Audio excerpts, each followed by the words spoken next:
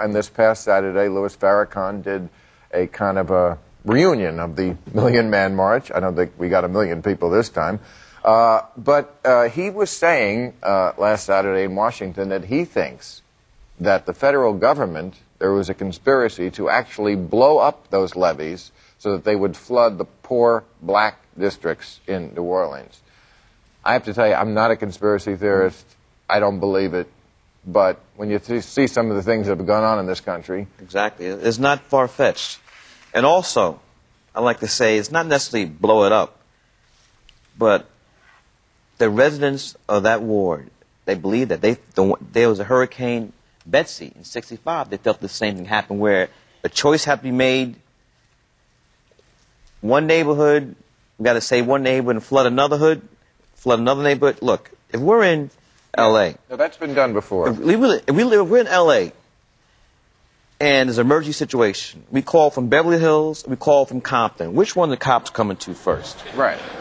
But that's different than proactively blowing up a levee to flood one neighborhood. I'm not saying it's not possible. But that would require a conspiracy. I mean, look, we can all understand. Anybody with any knowledge of history can understand why a lot of people feel this way, that that's a reasonable theory.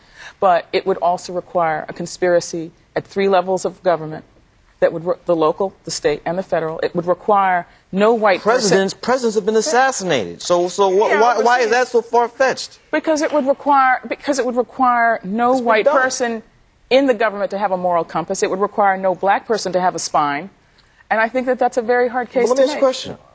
Do you think that election in 2000 was fair? You don't think that was rigged? It's not a question of being fair. It's a question. You don't think that was rigged? If they could rig an election, they could do anything. Here's the problem with what you're saying. I was in New Orleans right after the hurricane in the 9th Ward.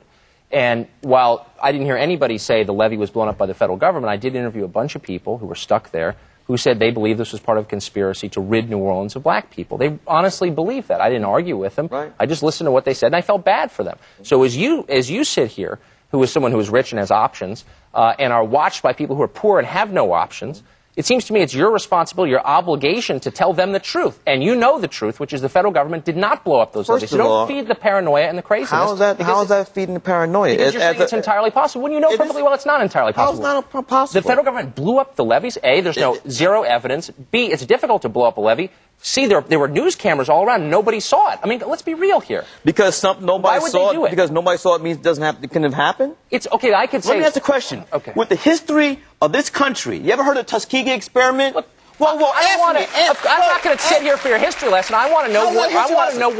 Of course, I've heard of the Tuskegee experiment. Let's explain to the audience what the Tuskegee experiment was. I'm not even going to get into the history lesson.